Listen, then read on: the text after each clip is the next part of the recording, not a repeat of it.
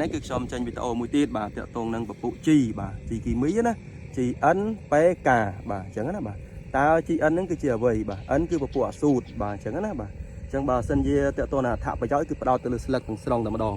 បាទស្លឹកខៀវផៅធំថ្លោះបាទគឺល្អអាស្លឹកដូចស្រូវនេះបាទគឺធ្វើយកស្លឹកហើយនេះបាទគឺច្បាស់តែម្ដងអញ្ចឹងមានន័យថាការប្រើ N ជ្រុលហើយអញ្ចឹងណាបាទអញ្ចឹងបាទពពុះ DAP បាទ DAP គឺផ្ដោតទៅលើឫសបាទឫសដើមរឹងហើយនឹងផ្កាបាទអញ្ចឹង DAP គឺល្អបាទហើយសារធាតុចិញ្ចឹមបាទជំនួយទៅដល់ស្រូវគឺបានយូរទៀតបាទអញ្ចឹងកាលីបាទដែលហៅថាកាអញ្ចឹងណាបាទជួយបានឯខ្លះបាទអញ្ចឹងការនេះបាទយកខ្លីគឺផ្ដោតទៅលើពឿសម្បល់បាទគ្រាប់